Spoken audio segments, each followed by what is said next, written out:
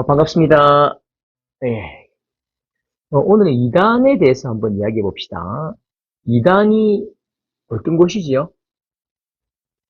불교가 이단입니까? 음, 이슬람교가 이단인가요? 그렇지 않지요. 이슬람교와 이단은 다른 종교였죠.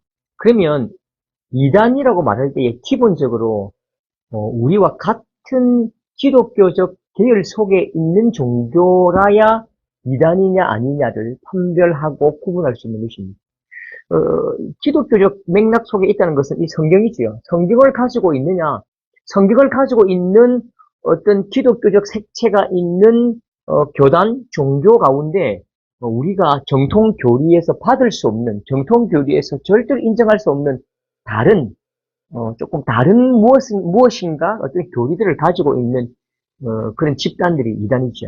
이단 교주들을 보면요, 이단 교주들을 보면 항상 이렇게 말해요. 성경을 들고 하나님 말씀이 있는 데서 서고 우리가 하나님 말씀이 있는 대로 가야 되고 말씀에 순종해야 되고 하나님의 말씀이 가라면 가고 하나님의 말씀이 멈추라면 멈추어야 됩니다.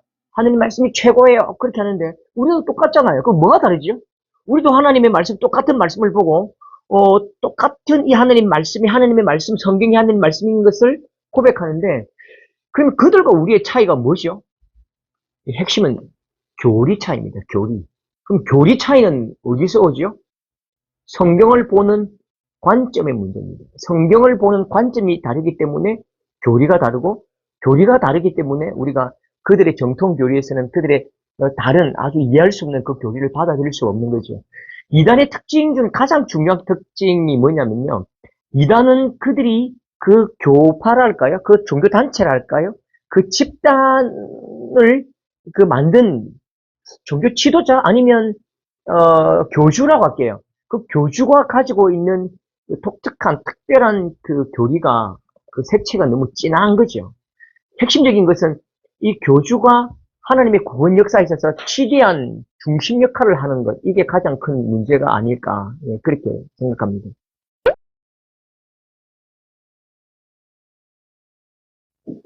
두 번째 질문이 뭐냐면, 이단에 빠진 친구들이 왜 그 이단에서 빠져나오기 힘들까요? 이단에 빠진 친구들을 어떻게 구할 수 있을까요? 이런 질문인데요. 어, 기본적으로 사람은 먼저 들어온 지식이 뒤에 들어온 지식을 해석하는 틀이 됩니다. 선입 지식이라고 하거든요. 선입 지식에 아주 단단한 틀이 있는, 그리고 이 어떤 받은 사람이 마음에 확정하고 확신한 구조가 단단한 지식의 틀이 들어오면, 이해가 된 틀이 들어오면 이것이 우리 마음속에 성이 되어버립니다. 아, 성이 되어버린다고요. 그러면 후입된 지식, 다른 사람들이 어떤 지식들이 들어올 때에 내가 그 지식을 저 멀리 위에서 바라보거든요. 그러면 항상 선입 지식은 후입 지식을 해석한다고요.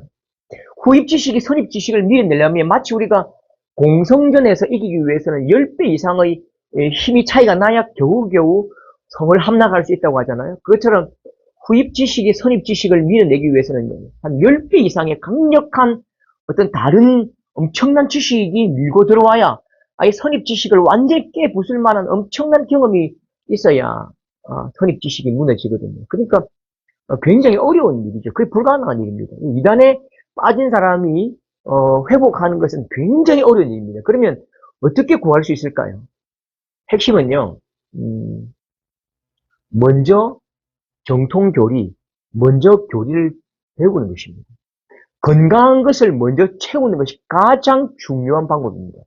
그래서 우리 마음속에 있는 이 백지에 하나님 말씀과 그 교리, 성경 공부, 세계관, 이런 믿음의 틀들을 굳건히 세운다면 사실은 이단에 빠질 일은 없는 것 같아요. 이단은 굉장히 허술하거든요. 이단은 굉장히 모래 위에 쌓은 성같이 굉장히 허술하고 뭐 아무것도 아닙니다. 그런데 우리가 이미 마음속에 비어있는 상태로 그 이단의 교리를 받아들여 놓았기 때문에 그게 성이 되었기 때문에 이제 허물 수 없는 아성이 되어버린 거죠.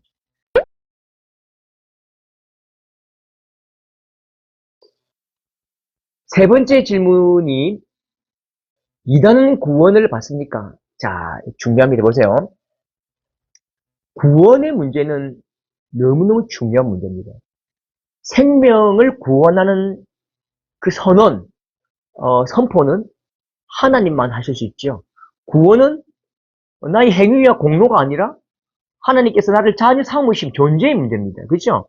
구원은 내가 하나님의 자녀가 되었기 때문에 구원받은 것이죠. 구원받는 것이죠. 우리를 자녀 삼으셨잖아요. 그러면 이 친구가 내 자녀가 아니라 그건 하나님의 절대적인 하나님의 주권입니다. 사람은 말할 수 없는 거예요. 그래서 이단이 구원을 받느냐?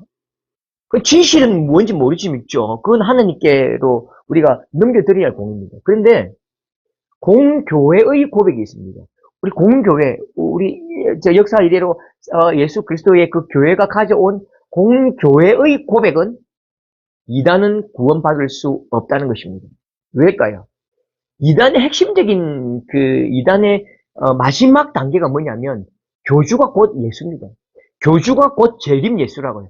요한계시록을 보면 자꾸만 동방을 우리나라에 있는 막 170명 그 거짓 예수, 재림 예수들이 자꾸만 똑같이 요한계시록에 나오는 그 동방을 한국이라고 말하잖아요. 그 이유가 뭘까요?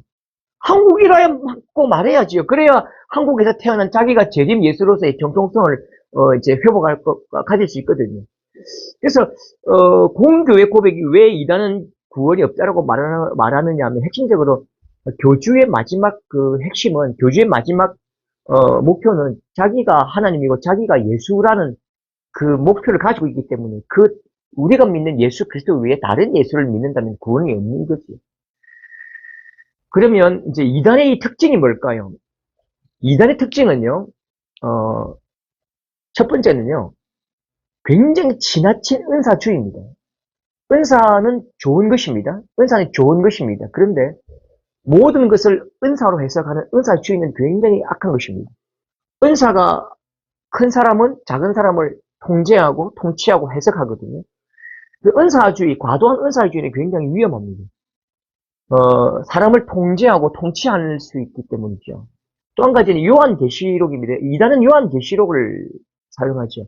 요한계시록에 대해서 그걸 지나치게 미래일로 또 임박한 재림을 이야기하고 또 일상적인 삶에 대한 부정, 여러 가지 오해들이 있습니다. 여러 가지 오해들, 여러 가지 많은 잘못된 생각들을 가진 그 모든 교리들이 이단적인 것이죠.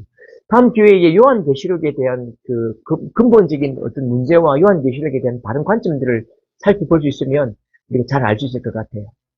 예.